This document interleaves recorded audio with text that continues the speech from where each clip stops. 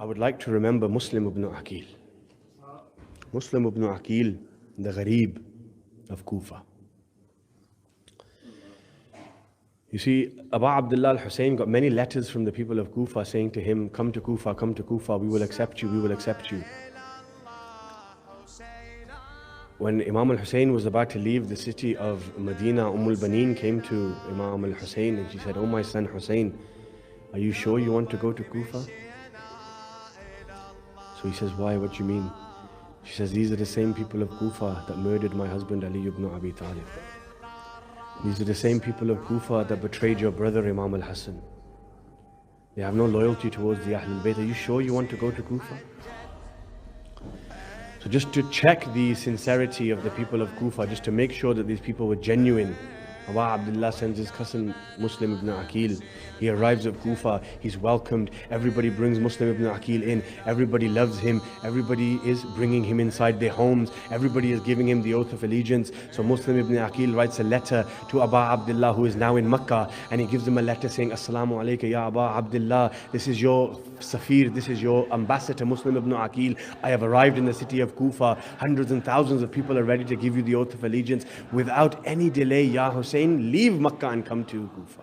So when the Imam receives this letter, he's about to leave Makkah to go to Kufa, but in the time that it took for the Imam to leave Makkah, turn his Hajj into a Umrah and go towards Kufa, in that time the people of Kufa had changed. Yazid al-La'in was told that the governor of Kufa cannot hold Muslim ibn Aqeel. All the people are given the oath of allegiance to Abu Abdullah. If Imam Hussein enters into the city of Kufa, believe me Yazid, your entire Khilafat is gone. So what does Yazid do? He sends Ubaydullah ibn Ziyad, la'natullahi alayhi, as the governor of Kufa. What does this La'in do? As soon as he enters Kufa, he begins to threaten people. He begins to torture people. He begins to kill people. He begins to bribe people. So much so that he turns everybody against Muslim ibn Aqeel. And to come to the Masaib of Muslim ibn Aqeel, what happened?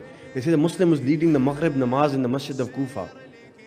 Over 50,000 people were reading behind him. When Muslim finished the Isha prayer, there was not a single man behind Muslim.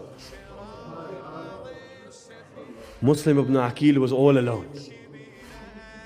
So he gets up, he's leaving the city of the mosque of Kufa, he's walking in the streets. I don't know if you've ever done this or not, but to walk without knowing where you're going, to walk without having a destination, to walk without knowing that what is my final destination, it's a very difficult thing. Muslim ibn Aqeel is walking, he's lost his two sons Mohammed and Ibrahim as well. He's all alone, Muslim has nobody with him. He is the Gharib of Kufa, he's walking in the streets of Kufa. All of a sudden he gets tired, so he sits down in front of this house. A woman comes outside, says, oh Muslim, can you please leave? I don't have a non-mahram man sitting outside my house. The Muslim ibn Aqeel says, oh woman, I will leave. Can you please give me some water? I'm very thirsty. So she gets water, she gives Muslim ibn Aqeel some water.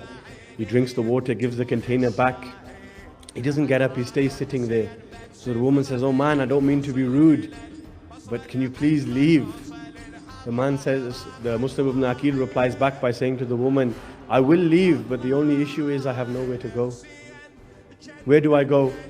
She goes, are you a stranger? He says, yes, I'm a stranger in this city. Where are you from?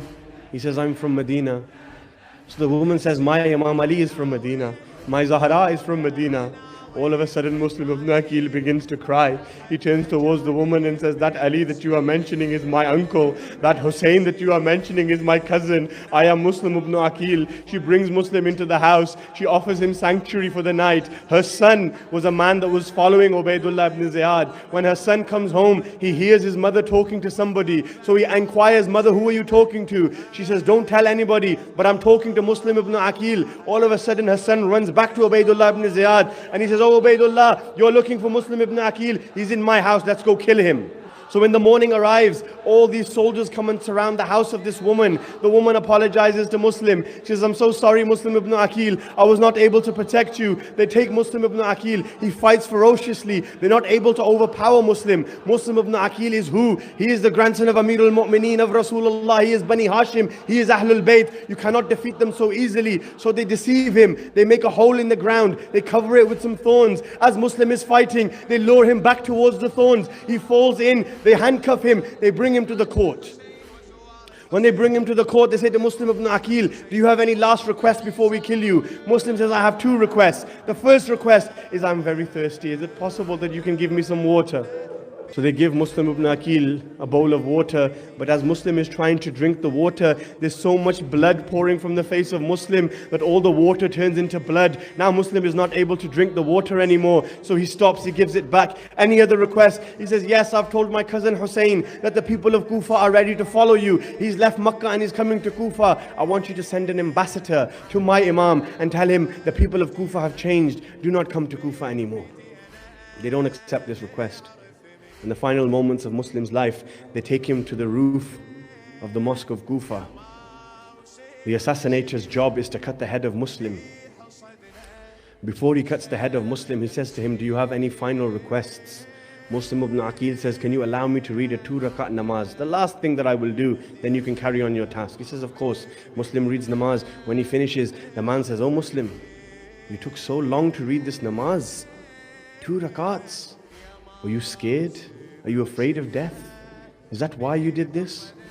Muslim ibn Aqeel says to him, you don't understand. This is the shortest namaz I have ever read in my life. I can't wait to meet my Lord. I can't wait to meet Imam Ali. I am ready to leave this world. As Muslim ibn Aqeel stands up, just before the guy cuts his head off, Muslim ibn Aqeel turns towards Karbala. And in a moment, Muslim says, Assalamu alayka ya Aba Abdullah, Ana Muslim ibn Aqeel, Gharib fil Kufa. Peace be upon you, O Hussein. I am your cousin Muslim ibn Aqeel, the Gharib of Kufa. They say at this moment, Imam Hussein was sitting down. The Imam would stand up. He would turn towards the city of Kufa and he would say, Wa alayka salam, yabna ammi Muslim. May peace be upon you, O my cousin Muslim. At that moment, they cut the head of Muslim ibn Aqeel. They throw his body down from the roof of the mosque. All of a sudden, the Muslims are paraded around Muslim ibn Aqeel. They are all now kicking the body of Muslim ibn Aqeel. Imam Hussein says, where is the daughter of Muslim? Her name is Hamida. Bring for me Hamida. At that moment they bring Hamida, the 4-year-old daughter of Muslim ibn Aqeel. Imam Hussein takes this young girl, he places her in his lap, he puts his hand on her head. The Imam starts kissing this girl. The Imam starts touching her with his hand on her head. All of a sudden she says, oh Uncle Hussein, have I become a yatim? Ya Aba Abdullah, have I become an orphan? The Imam asks, why? He says, because the way you are treating me, Ya Aba Abdullah, the way you are putting your hand on my head, the way that you are kissing my cheeks, this is the things that you do when somebody loses their father. So at that moment, Imam Hussein says, Hamida, from today, I am your father. My daughters are your sisters. Now the sad thing about this story is that Sakina is watching, Sakina is looking. So now automatically Sakina thinks what? That when somebody loses their father, the first thing that people do is they embrace you, they hug and kiss you, they put their hands on your head, they kiss your cheeks. This is the way they deal with orphans. But Ya Sakina bint al-Hussein, when Aba Abdullah was killed, how were you consoled? How were you treated? Your cheeks weren't kissed, Ya Sakina. Shimar would slap the cheeks of Sakina.